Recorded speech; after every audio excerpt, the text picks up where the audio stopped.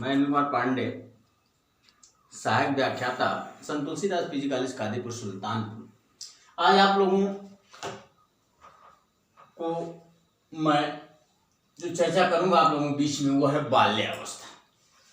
Dear student, आपको स्मरण लेना चाहता हूं कि जो बालक के विकास की अवस्थाओं का वर्गीकरण है अलग अलग मनोवैज्ञानिकों ने अलग अलग ढंग से किया, अपने अपने दृष्टिकोणों से किया, परंतु अर्नेस्ट जोन्स साहब का वर्गीकरण संभवतः सबसे सर्वमान्य है। जिसे उन्होंने अवस्थाओं के वर्गीकरण में 0 से 6 वर्ष को शैशवावस्था कहा और 6 से 12 को उन्होंने बाल्यावस्था कहा और उसके बाद 12 से उन्होंने 18 को किशोरावस्था और 18 से ऊपर को उन्होंने प्रौढ़ावस्था कहा। क्या कहा? 0 से 6 वर्ष को उन्होंने क्या कहा? शैशवावस्था और 6 से 12 वर्ष को उन्होंने क्या कहा? बाल्यावस्था और 12 से 18 वर्ष को उन्होंने क्या कहा? किशोरावस्था और उसके बाद 18 से ऊपर की अवस्था को उन्होंने प्रौढ़ावस्था कहा। यही 4 अवस्थाओं में जो वर्गीकरण किया गया है और अनेक मनोवैज्ञानिकों द्वारा अपने अपने ढंग से किया गया है, लेकिन अर्नेस्ट जोन्स के वर्गीकरण के आधार पर जो बालक की अवस्था है उसमें बाल्यावस्था जो है वो क्या है? 6 से 12 वर्ष की जो अवस्था बालक की होती है उसे मनोवैज्ञानिकों ने जो नाम दिया वो है बाल्यावस्था। तो इस बाल्यावस्था के कई नाम हैं। बाल्यावस्था के बालकों की जो विशेषताएं होती है, जो गतिविधियां होती हैं, उन गतिविधियों को देख करके इनके कई नाम बताए गए। जैसे एक नाम तो इनका कहा जाता है कि अनोखा काल, फिर इनका एक नाम है विद्यालय आयु,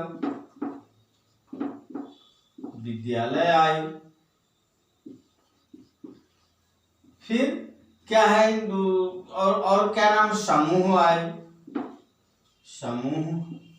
आयु। फिर उसके बाद आपका क्या है? ये समूह आयु के बाद जो है आपका आता है एक नाम और इनका दिया गया खेल अवस्था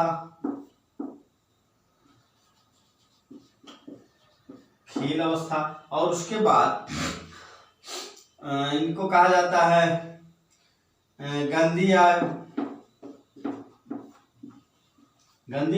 तो इन नामों से इनको जाना जाता है। कौन कौन सा नाम?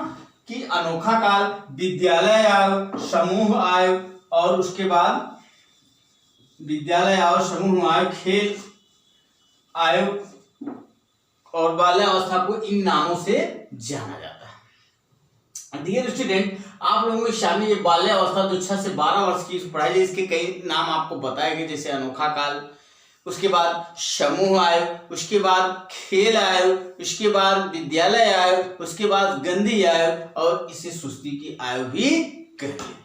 अब इस अवस्था की कौन कौन सी विशेषताएं हैं और उन विशेषताओं के आधार पर किस प्रकार की शिक्षा व्यवस्था करनी है, इन विषयों पर चर्चा आप लोगों से की जाएगी। जैसे सबसे पहले हम विशेषताओं की बात करते हैं तो नंबर 1 पर आता है स्थिरता। हमने लिखा हुआ, क्या लिखा है?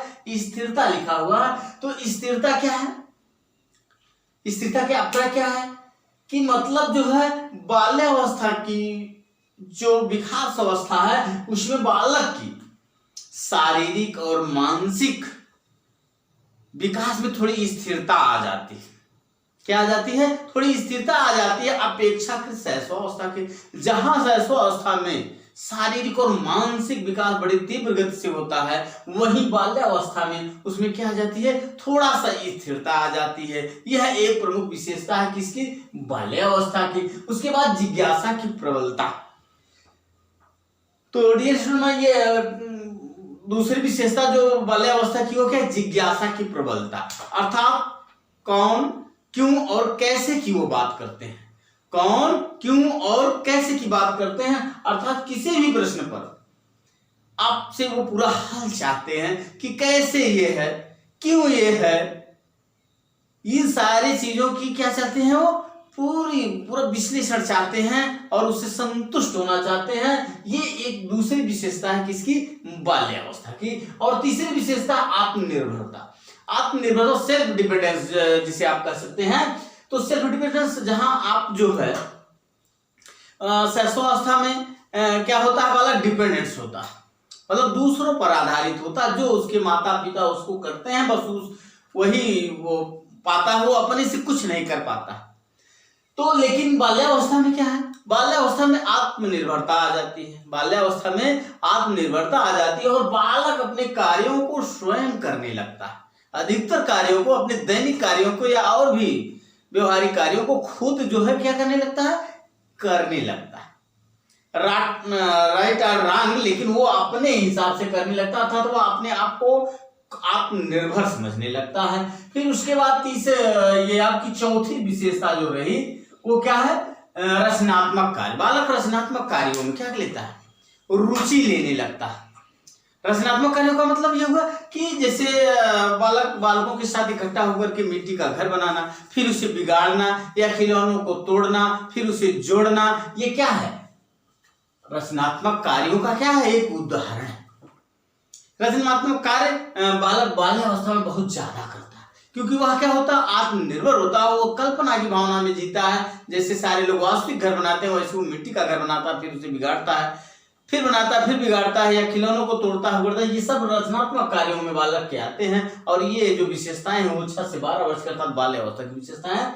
उसके बाद आता है समूह प्रवृत्ति, इसे ग्रुप एज के नाम से भी जाना जाता है। क्या, ग्रुप एज में इसी अवस्था में बालक 6 से 12 वर्ष की अवस्था में बालक अपने सम आयु के बच्चों के साथ रहना पसंद करता है। ये अकेले रहना क्या करता है, कम पसंद करता, बल्कि अपने समूह के बच्चों के साथ खेलना कूदना और रचनात्मक कार्यों को करने का क्या करता है, कार्य करता है। फिर उसके बाद आता है 6 नंबर पर संग्रह की प्रवृत्ति। संग्रह की प्रवृत्ति मतलब वो वस्तुओं का क्या करता है, संग्रह करता है। जैसे उदाहरण के तौर पर घर के जितने भी खिलौने हैं,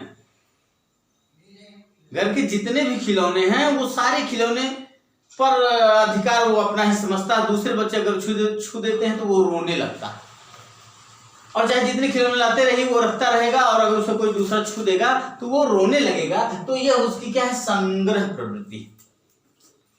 ये क्या है, इसे संग्रह प्रवृत्ति कहते हैं। तो इस अवस्था में बालक की बहुत महत्वपूर्ण विशेषता है संग्रह प्रवृत्ति, और ग्रुप एज इसे कहा जाता है। ग्रुप एज का मतलब वो समूह की प्रवृत्ति। उसके बाद फिर आता है नैतिक गुणों का विकास। जहां शैशवावस्था में नैतिक गुण, सामाजिक गुण से बालक को कोई मतलब नहीं रहता, वहीं पर बाल्यावस्था में नैतिक गुणों का विकास धीरे धीरे होने लगता है।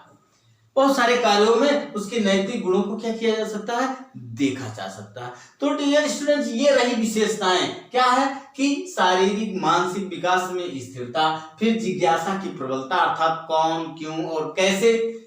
उसके बाद आत्मनिर्भरता, बालक क्या होता है, खुद से अपने कार्यों को करने लगता है। पुनः रचनात्मक कार्यों में रुचि लेने लगता है। उसके बाद वो समूह में रहने ज्यादा पसंद करता है। उसके बाद संग्रह की प्रवृत्ति करता, मतलब वस्तुओं को संग्रह करता, खिलौनों को इकट्ठा करता और सारे खिलौने पर अपना ही अधिकार समझता है और दूसरे बच्चों को नहीं समझता। उसके बाद नैतिक गुणों का भी विकास धीरे धीरे होने लगता है।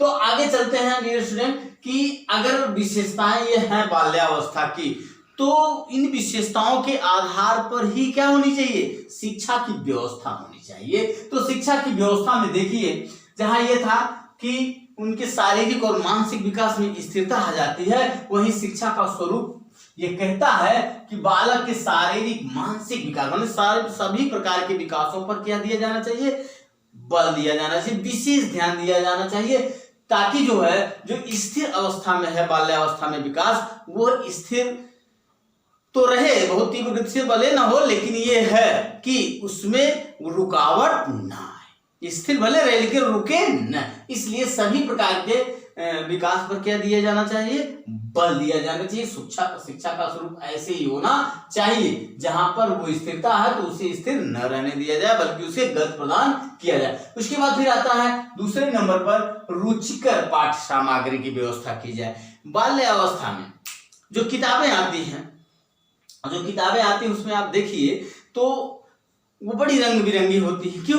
क्योंकि लिखा हुआ है ना कि रंग बिरंगी, जो रंगीन चीजों में बालक क्या करता, ज्यादा रुचि लेता था, और किताबों को रंग बिरंगी होनी चाहिए। और उसमें जो पाठ्य सामग्री वो क्रिया पर आधारित हो, करके सीखने पर आधारित हो। इस तरह की पाठ्य सामग्री बच्चों को उपलब्ध कराई जाए, विशेष करके जब वो 6 से 12 वर्ष की अवस्था में हों। उसके बाद फिर आता है जिज्ञासा को शांत करना। देखिए यहाँ पर आप कहते हैं कि जिज्ञासा की प्रबलता होती है, बालक क्यों, कैसे और इस सब की बात करता है, तो शिक्षा की जो स्वरूप बनेगा उसमें ये होगा कि उनकी जिज्ञासा की शांति की जाए। अर्थात उन्हें जहां हम शैशव अवस्था में इधर उधर करके भटकाते थे कि बंदरा काट लेगा, ये वो कर लेगा, तो वो सबको अब क्या करना चाहिए, बंद कर देना चाहिए। बल्कि वो जो सही उत्तर मांग रहे हैं अपने प्रश्नों का, उनका सही उत्तर देने का क्या करना चाहिए, प्रयास करना चाहिए। चाहे वो गार्जियन हो, चाहे उनके अध्यापक हो, उनको हमेशा उनकी जिज्ञासा की शांति करने का क्या करना चाहिए, प्रयास करना चाहिए। उसके बाद फिर आता है आपका रचनात्मक कार्य पर बल। जैसा कि हमने बताया कि रचनात्मक कार्य विशेषताएं होती हैं, अब उस रचनात्मक कार्यों पर बल दिया जाए। देखिए मौलिकता पर हमेशा बल दिया जाना चाहिए, और विशेष करके जब बालक बाल्यावस्था में है और अपने ढंग से वो क्या बना रहा है, घर बना रहा है, खिलौनों को बिगड़ा रहा है, उसके बाद फिर उसको बनाने का प्रयास कर रहा है, ऐसे तमाम रचनात्मक कार्य बाल्यावस्था में बालक करते रहते हैं। तो इस अवस्था में माता पिता और उनके अध्यापक को ये चाहिए कि बालक को क्या करें, रचनात्मक कार्यों में ज्यादा से ज्यादा लगाएं, और लगाने के पश्चात उन्हें पूरा मौका दें, रचनात्मक कार्य मतलब करके सीखने पर ज्यादा बल दें, ताकि वो जो है उनकी रचनात्मकता बनी रहे और मौलिकता बनी रहे। फिर उसके बाद आता है खेल द्वारा शिक्षा। अर्थात क्या किया जाए, हर बालक को खेल खेल में शिक्षा जाए। बाल मनोविज्ञान यही कहता है, बाल मनोविज्ञान ही नहीं बल्कि NCF 2005 राष्ट्रीय पाठचर्या 2005 में भी इसी पर बल दिया गया कि क्या किया जाए, खेल द्वारा व्यवहारिक शिक्षा दी जाए, ना कि सैद्धांतिक शिक्षा, पुस्तकों को रटाया जाए, पहाड़ों को रटाया जाए, बल्कि क्या किया जाए, खेल खेल में चीजों को सिखाने का क्या किया जाए, प्रयास किया जाए। विशेष करके जब बालक कहाँ रहता है, 6 से 12 वर्ष की अवस्था में, अर्थात बाल्यावस्था में रहता है। और इसी अवस्था को हम क्या कहते हैं, विद्यालय आयु कहते हैं। इसी अवस्था को हम विद्यालय आयु कहते हैं, इसी अवस्था को हम अनोखा काल कहते हैं, इसी अवस्था को हम गंदी आयु कहते हैं। ये तमाम नामों से इन्हें विभूषित किया गया है। तो इस अवस्था में क्या किया जाए, खेल खेल में शिक्षा उनको दी जाए, खेल के द्वारा शिक्षा देने का क्या किया जाए, प्रयास किया जाए। उसके बाद फिर आता है आपका बाल मनोविज्ञान की शिक्षा दी जाए। अर्थात बाल मनोविज्ञान बालक के लिए और उसके अध्यापक के लिए, दोनों के लिए महत्वपूर्ण है। एक के लिए नहीं बल्कि दोनों के लिए महत्वपूर्ण है। अध्यापक के लिए कि इसलिए महत्वपूर्ण है कि वो अपने बालकों को पहचाने कि वह क्या सीख सकता है, कैसे सीख सकता है,